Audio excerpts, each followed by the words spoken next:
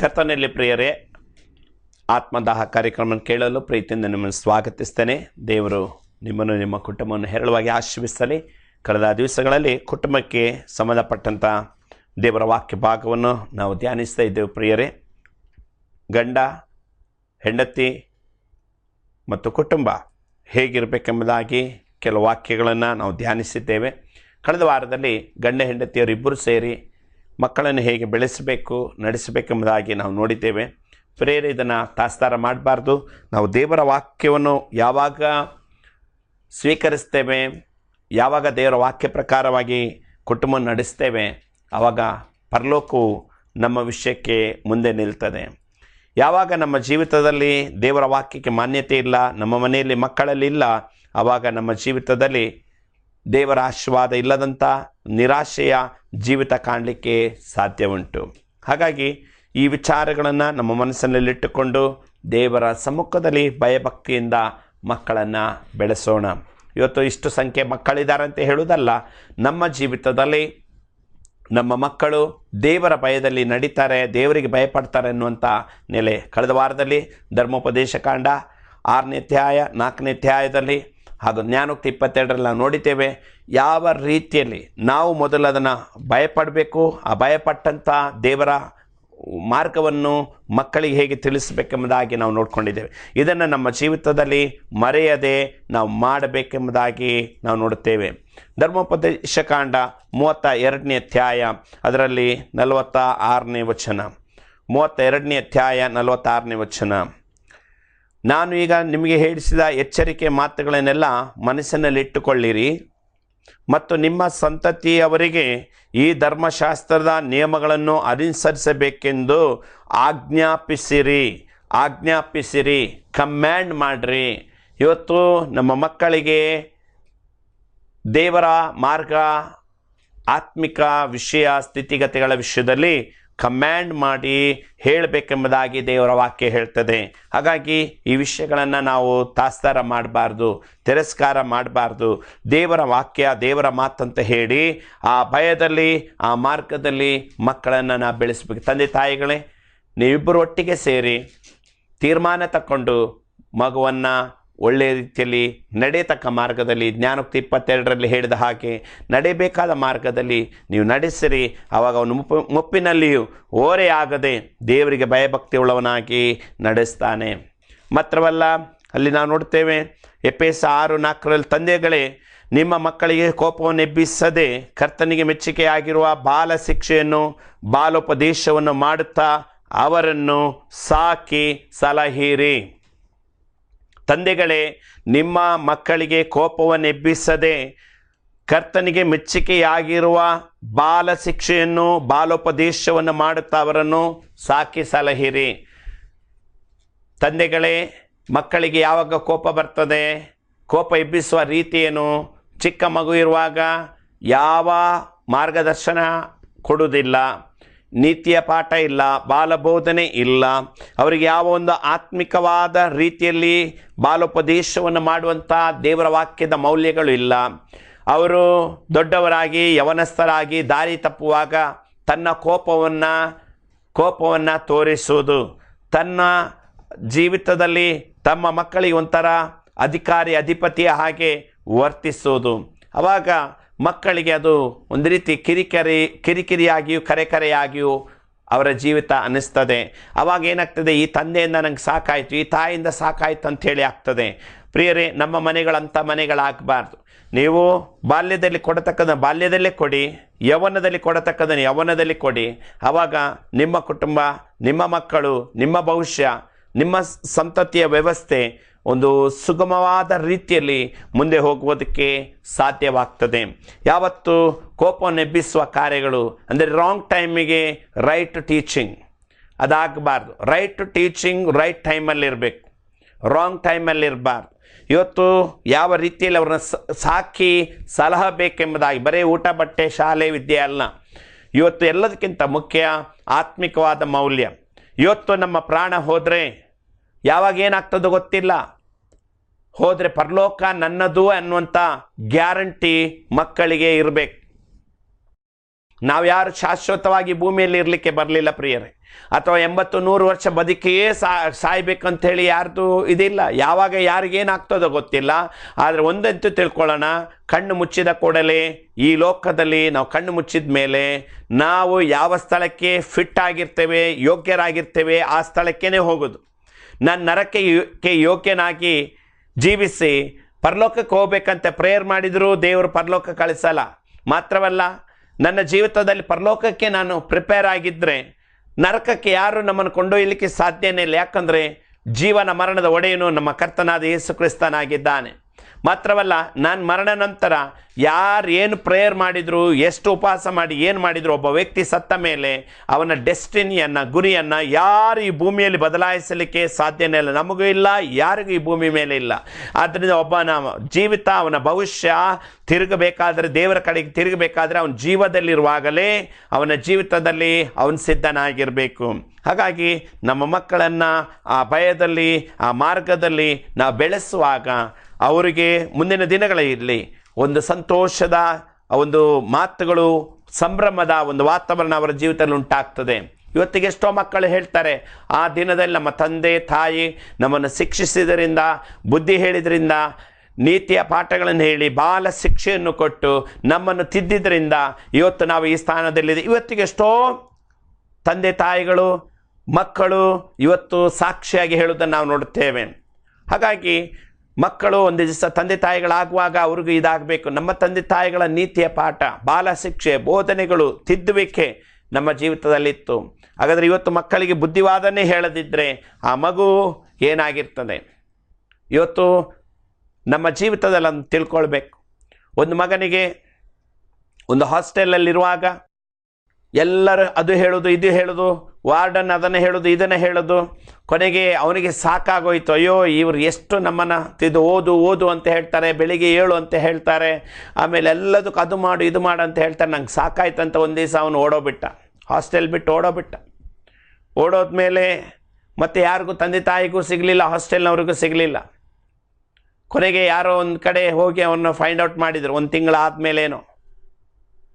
ಆವಾಗ ಅವನನ್ನು find out ಮಾಡುವಾಗ ಅವನ ಪರಿಸ್ಥಿತಿ ಹೇಗಿತ್ತಂದರೆ, ಎಲ್ಲೋ ಹೋಗಿ ಏನೋ ತಿನ್ಕೊಂಡು ಉಣ್ಕೊಂಡಿದ್ದ, ಎಲ್ಲೋ ಕೇಳ್ಕೊಂಡೆಲ್ಲ. ಯಾಕೆಂದರೆ ಅವನಿಗೆ ಸ್ವಾತಂತ್ರ್ಯ ಬೇಕು. ಅವನನ್ನು ಯಾರು ತಿದ್ದಬಾರ್ದು, ಹೇಳಬಾರ್ದು, ಗಮನಿಸಬಾರ್ದು, ಅಥವಾ ಅವನಿಗೆ ಬುದ್ಧಿವಾದ ಹೇಳಬಾರ್ದು. ಕೊನೆಗೆ ಅವರ ಮನೆಯವರು ಕೇಳ್ತಾರೆ, ಎಷ್ಟು ದಿವಸ ಆಯಿತು ಸ್ನಾನ ಮಾಡಿ? ಸ್ನಾನ ಮಾಡಲೇ ಇಲ್ಲ. ಹಲ್ಲುಜ್ಜಿ ಎಷ್ಟಾಯಿತು? 1 ತಿಂಗಳಾಯಿತು. ಯಾಕಂದರೆ ಫ್ರೀಡಮ್, ನನಗೆ ಯಾರು ಕೇಳೋರೇ ಇಲ್ಲ. ನೀನು ಹಲ್ಲುಜ್ಜಿದ್ಯಾ, ನೀನು ಸ್ನಾನ ಮಾಡಿದ್ಯಾ, ತಲೆ ಬಾಚಿದ್ಯಾ, ನೀನು ಏನು ಕೇಳೋರಿಲ್ಲ 1 ತಿಂಗಳಿಂದ. ಆ ರೀತಿ ಇರುವಂಥ ಜನರು ಕೆಲವು ಸರ್ತಿ ನಾವು ನೋಡ್ತೇವೆ. ಮಾನಸಿಕವಾಗಿ ಇರುವಂಥ ಜನರು ಆಚೀಚೆ ತಿರುಗಾಡೋದು ನಾವು ನೋಡ್ತೇವೆ. ಅಂಥ ಸ್ವಾತಂತ್ರ್ಯ ಅಲ್ಲ. ಇವತ್ತು ನಮ್ಮ ಜೀವಿತದಲ್ಲಿ ಮಕ್ಕಳನ್ನು ಏಳುವ ಸಮಯದಲ್ಲಿ ಏಳಿಸಬೇಕು, ಮಲಗಲಿಕ್ಕೆ ಹೇಳುವಾಗ ಮಲಗಬೇಕು. ಇವತ್ತು ಲೋಕದ ವಿಷಯಗಳಲ್ಲಿ ಯಾವುದನ್ನು ನೋಡಬಾರ್ದು.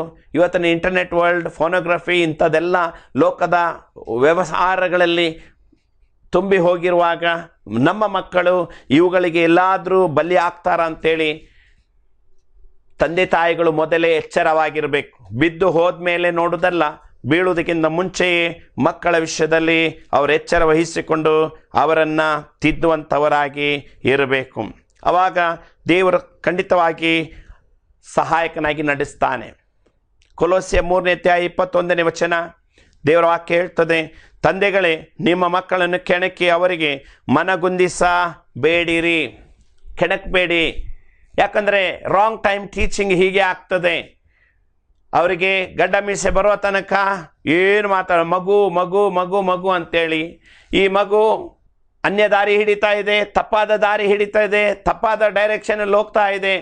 ದೊಡ್ಡದಾದ ಮೇಲೆ ಹೇಳೋದು, ಅದು ನೀನು ಮಾಡಬಾರ್ದು, ಇದು ನೀನು ಮಾಡಬಾರ್ದು, ಹೀಗೆ ಮಾಡಿದರೆ ಈ ಕಂಡೀಷನ್ ಅಂತ ಹೇಳುವಾಗ ಮಕ್ಕಳಿಗೆ ಮನಗೊಂದು. ಯಾಕಂದರೆ ಯಾವುದನ್ನು ಹೇಳಬೇಕಾಗಿತ್ತು?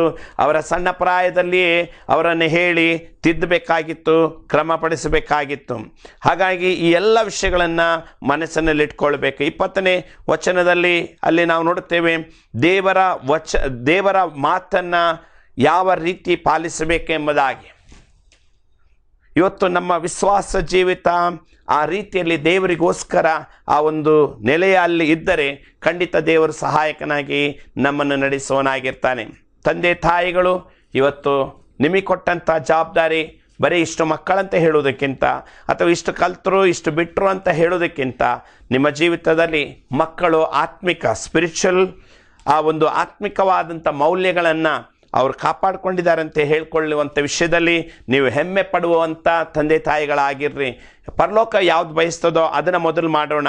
ಇಲ್ಲದಿದ್ದರೆ ನಮ್ಮ ಜೀವಿತದಲ್ಲಿ ಅದರಿಂದ ಆಗುವಂಥ ನಷ್ಟವನ್ನು ನಾವು ಕಣ್ಣಾರೆ ಕಾಣಬೇಕಾಗ್ತದೆ, ನೋವನ್ನು ಅನುಭವಿಸಬೇಕಾಗಿ ಬರ್ತದೆ. ಪ್ರಿಯರೇ, ಯೇಸು ಸ್ವಾಮಿ ಅಲ್ಲಿ ನಾವು ನೋಡ್ತೇವೆ ಮಕ್ಕಳ ವಿಷಯದಲ್ಲಿ ಹೇಳುವಾಗ, ಈ ಚಿಕ್ಕ ಮಕ್ಕಳನ್ನು ನನ್ನ ಬಳಿಗೆ ಬರಮಾಡಿರಿ ಎಂಬುದಾಗಿ. ಯಾಕಂದರೆ ಆ ಚಿಕ್ಕ ಮಕ್ಕಳ ವಿಷಯದಲ್ಲಿ ಯೇಸು ಸ್ವಾಮಿಗೆ ಬಹಳ ಇಷ್ಟ ಇತ್ತು ಎಂಬುದಾಗಿ ನಾವು ನೋಡುತ್ತೇವೆ. 13-14ನೇ ವಚನ, ಮತ್ತಾಯ 19ನೇ ಅಧ್ಯಾಯ. ಆಗ ಕೆಲವರು ತಮ್ಮ ಚಿಕ್ಕ ಮಕ್ಕಳನ್ನು ಯೇಸುವಿನ ಬಳಿಗೆ ತಂದು ಆತನು ಅವುಗಳ ಮೇಲೆ ಕೈ ಇಟ್ಟು ಪ್ರಾರ್ಥನೆ ಮಾಡಬೇಕೆಂದು ಕೇಳೋ ಶಿಷ್ಯರು ಅವನು ಗದರಿಸಿದರು. ಆದರೆ ಯೇಸು, ಮಕ್ಕಳನ್ನು ಬಿಡಿರಿ, ನನ್ನ ಹತ್ತಿರಕ್ಕೆ ಬರುವುದಕ್ಕೆ ಅವುಗಳಿಗೆ ಅಡ್ಡಿ ಮಾಡಬೇಡಿರಿ, ಪರಲೋಕ ರಾಜ್ಯವು ಇಂಥವರದೇ ಎಂದು ಹೇಳಿ ಅವುಗಳ ಮೇಲೆ ಕೈ ಇಟ್ಟು ಅಲ್ಲಿಂದ ಹೊರಟು ಹೋದನು. ಮಕ್ಕಳ ವಿಷಯದಲ್ಲಿ ಹಾಗಾಗಿ ಯೇಸು ಸ್ವಾಮಿಗೆ ಮಕ್ಕಳ ವಿಷಯದಲ್ಲಿ ಕನಿಕರ ಇದೆ, ದಯೆ ಇದೆ. ಹಾಗೆ ತಂದೆ ತಾಯಿಗಳೇ, ಮಕ್ಕಳನ್ನು ಯೇಸು ಸ್ವಾಮಿಯ ಆ ಒಂದು ಸಂತೋಷಕ್ಕೆ ಕಾರಣ ಆಗುವಂಥ ನೆಲೆಯಲ್ಲಿ ನೀವು ಬೆಳೆಸಿರಿ, ಆ ಅನುಭವದಲ್ಲಿ ನೀವು ಬಲಪಡಿಸಿರಿ. ಆವಾಗ ಅದರ ಪರಿಣಾಮಗಳು, ಆಶೀರ್ವಾದಗಳು ನಿಮ್ಮ ಜೀವಿತದಲ್ಲಿ ಕಾಣಲಿಕ್ಕೆ ಸಾಧ್ಯ ಇದೆ. ಅದು ನಿಮ್ಮ ಜೀವಿತಕ್ಕೆ ಒಂದು ದೇವರ ಮಹಿಮೆ ತರುವಂಥ ಒಂದು ಜೀವಿತವಾಗಿ ಕಾಣಲಿಕ್ಕಾಗುವಂತೆ ನೀವು ದೇವರ ಹತ್ರ ಪ್ರಾರ್ಥಿಸಿರಿ. ಹಾಗೆ ಈಗ ಮಕ್ಕಳ ಜವಾಬ್ದಾರಿ ಏನಂತ ನೋಡ್ಕೊಳ್ಳೋಣ. ಮಕ್ಕಳೇ, ತಂದೆ ತಾಯಿಗಳಿಗೆ ನೀವೇನು ಮಾಡಬೇಕು? ಗಂಡನಾದವನು ಏನು ಮಾಡಬೇಕು? ಹೆಂಡತಿ ಆದವಳು ಏನು ಮಾಡಬೇಕು? ಒಂದು ಕುಟುಂಬವಾಗಿ ಹೇಗಿರಬೇಕಂತ ನಾವು ನೋಡಿದ್ದೇವೆ, ಫ್ಯಾಮಿಲಿ. ಆನಂತರ ಪೇರೆಂಟ್ಸ್ ಇಬ್ಬರು ಒಟ್ಟಿಗೆ ಸೇರಿ ಮಕ್ಕಳನ್ನು ಬೆಳೆಸೋ ವಿಷಯದಲ್ಲಿ ನೀವು ಯೋಚಿಸಬೇಕು, ಪ್ಲ್ಯಾನ್ ಮಾಡಬೇಕು, ಪ್ರಾರ್ಥಿಸಬೇಕು, ಆ ವಿಷಯದಲ್ಲಿ ಆತ್ಮಿಕ ಮೌಲ್ಯಗಳನ್ನು ಕೊಡಬೇಕೆಂಬುದಾಗಿ ನಾವು ನೋಡಿದ್ದೇವೆ. ಈಗ ಮಕ್ಕಳೇ ಮತ್ತು ಚಿಕ್ಕ ಮಕ್ಕಳೇ, ನಿಮಗೆ ದೇವರ ವಾಕ್ಯ ಏನು ಹೇಳ್ತದೆ? ತಂದೆ ತಾಯಿಗಳ ಮಾತನ್ನು ಕೇಳಬೇಡಿ ಅಂತ ಹೇಳ್ತದೋ ಅಥವಾ ತಂದೆ ತಾಯಿಗಳ ಮಾತನ್ನು ಕೇಳಿ ಅಂತ ಹೇಳ್ತದೋ? ಇವತ್ತು ದೇವರ ವಚನ ಏನು ಹೇಳ್ತದೋ ಅದನ್ನು ನೀವು ಪಾಲಿಸಲೇಬೇಕು. ಮಕ್ಕಳೇ, ನೀವು ಅದನ್ನು ಪಾಲಿಸಿದರೆ ದೇವರ ಆಶೀರ್ವಾದ ನಿಮಗೆ ಇದ್ದೇ ಇರ್ತದೆ. ಮೊದಲನೇದಾಗಿ ವಿಮೋಚನಾ ಕಾಂಡ 20ನೇ ಅಧ್ಯಾಯ 12ನೇ ವಚನ. ದೇವರು ಕೊಟ್ಟಂಥ 10 ಆಜ್ಞೆಗಳಲ್ಲಿ 4ನೇ ಆಜ್ಞೆಯೇ ಮಕ್ಕಳಿಗೆ ಸಂಬಂಧಪಟ್ಟದ್ದು. ಮಕ್ಕಳೇ, ನಿಮಗೆ ಸಂಬಂಧಪಟ್ಟು ದೇವರು ಕೊಟ್ಟಂಥ ಆಜ್ಞೆ ವಿಮೋಚನಾ ಕಾಂಡ 20ನೇ ಅಧ್ಯಾಯ 12ನೇ ವಚನದಲ್ಲಿದೆ. ನಿನ್ನ ತಂದೆ ತಾಯಿಗಳನ್ನು ಸನ್ಮಾನಿಸಬೇಕು, ಸನ್ಮಾನಿಸಿದರೆ ನಿನ್ನ ದೇವರಾದ ಯೆಹೋವನು ನಿನಗೆ ಅನುಗ್ರಹಿಸುವ ದೇಶದಲ್ಲಿ ನೀನು ಬಹುಕಾಲ ಇರುವೆ. ಮಕ್ಕಳೇ, ನಿಮಗೆ ದೀರ್ಘಾಯುಷ್ಯ ಬೇಕಾದರೆ ನೀವೇನು ಮಾಡಬೇಕು? ತಂದೆ ತಾಯಿನ ಕೆಣಕಬೇಕಾ? ಅವರಿಗೆ ಬೇಜಾರಾಗಿ ಇರುವಂತೆ ಮಾಡಬೇಕಾ? ಅವರಿಗೆ ನೋವು ತರುವವರಾಗಿರ್ಬೇಕಾ? ನೀವು ಬಹು ದಿವಸ ಬದುಕಬೇಕಾದರೆ ನಿಮ್ಮ ಜೀವಿತದಲ್ಲಿ ನಿಮ್ಮ ತಂದೆ ತಾಯಿಯನ್ನು ಸನ್ಮಾನಿಸಬೇಕು ಎಂಬುದಾಗಿ ದೇವರ ವಾಕ್ಯ ಹೇಳ್ತದೆ. ದೇವರ ವಾಕ್ಯ ಹೇಳುವಂಥ ವಿಷಯವನ್ನು ಯಾವಾಗಲೂ ಮರೆಯದೆ ಅದನ್ನು ಪಾಲಿಸುವಂಥ ನೆಲೆಯಲ್ಲಿ ನಿಮ್ಮ ಜೀವಿತವನ್ನು ಇಟ್ಕೊಳ್ಳಿ. ಮಕ್ಕಳೇ, ಇದನ್ನು ನಿಮ್ಮ ಜೀವಿತದಲ್ಲಿ ಪಾಲಿಸಬೇಕು. ತಂದೆ ತಾಯಿಗಳು ಹೇಳೋದನ್ನು ಯಾರು ಸಿಟ್ಟು ಮಾಡ್ತೀರೋ ಅದರರ್ಥ ನೀವು ಅವಿಧೇಯರು ಅಂತೇಳಿ ತೋರಿಸ್ತದೆ. ತಂದೆ ತಾಯಿಗಳು ಹೇಳುವಂಥದ್ದನ್ನು ಇಲ್ಲ ನಾನು ಪಾಲಿಸಲೇಬೇಕೆಂಬುದಾಗಿ ನೀವು ಹೇಳುವುದಾದರೆ ಖಂಡಿತ ದೇವರ ಆಶೀರ್ವಾದ ನಿಮಗಿರ್ತದೆ. ಕೆಲ ವಾರಗಳ ಹಿಂದೆ ಈ ವಿಷಯವನ್ನು ನಾನು ಹೇಳಿದ್ದೆ, ತಂದೆ ತಾಯಿಗಳನ್ನು ದೂಷಿಸಿದರೆ ಏನಾಗ್ತದೆ ಅಂತೇಳಿ. ಈಗಲೂ ಆ ವಾಕ್ಯ ಭಾಗವನ್ನು ಓದ್ತೇನೆ ಪ್ರಿಯರೇ.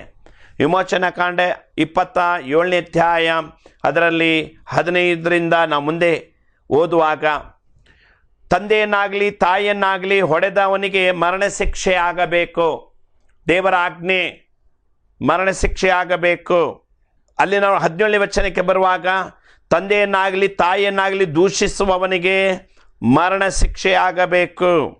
ಹಾಗಾದರೆ ಇದು ದೇವರ ವಚನ. ನೀವು ತಂದೆ ತಾಯಿಯನ್ನು ದೂಷಿಸುವುದಾಗಲಿ ಅವರನ್ನು ಎಷ್ಟೋ ಇವತ್ತು ಮಕ್ಕಳು ತಂದೆ ತಾಯಿ ಮೇಲೆ ಕೈ ಮಾಡೋದನ್ನು ನಾವು ನೋಡ್ತೇವೆ. ಬಹಳ ಕೆಟ್ಟದು, ಬಹಳ ಕೆಟ್ಟದು.